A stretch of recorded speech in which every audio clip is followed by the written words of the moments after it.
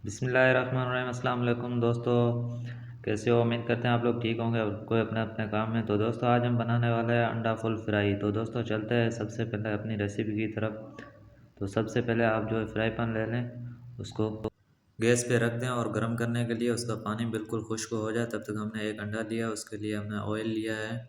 तो दोस्तों आप लोग देख सकते हैं हमारा फ्राई पैन बिल्कुल सूख सा हो गया है। तो अब इसके अंदर जो हमने स्लो आंच कर दिया और थोड़ा सा हम इसके अंदर ऑयल एंटर करेंगे।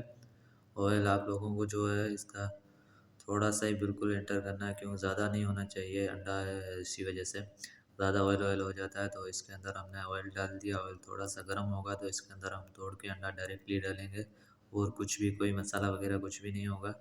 तो इसके अंदर जो हम अंडा तोड़ के डाल दिया है। तो दोस्तों ये थोड़ी देर इसको फ्राई होने दें। इसके ऊपर जो इसका साइड वाला गर्म ऑयल है तो इसके ऊपर चीटे लगाते रहें चम्मच से ही, ताकि सही से पक जाए और ज़्यादा नहीं फैले और अच्छा सा इसका लुक आएगा दोस्तों। तो एक बार ज़रूर आप लोग भी अपने घर में ट्राई करें और हमारे चैनल को भी अभी तक नहीं सब्सक्राइब किया नहीं हो तो सब्सक्राइब कर दो और बेल आइकन के बटन को दबा दो, ताकि हर नई आने वाली रेसिपी की वीडियो आप तक पहुंच सके।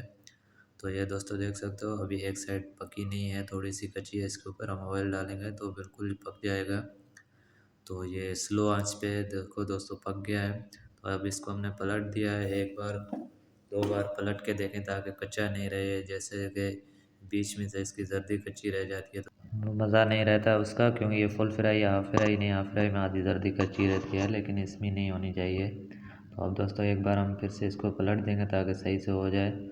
तब तक हमारा अंडा पक रहा है दोस्तों, देख सकते हो। इसको स्लो आंच पे रखें और आप भी ज़रूर अपने घर में ट्राई करें एक बार। अल्लाह ब्रेकफास्ट में बहुत अच्छा बनता है, ये हर किसी की पसंदीदा चीज़ है।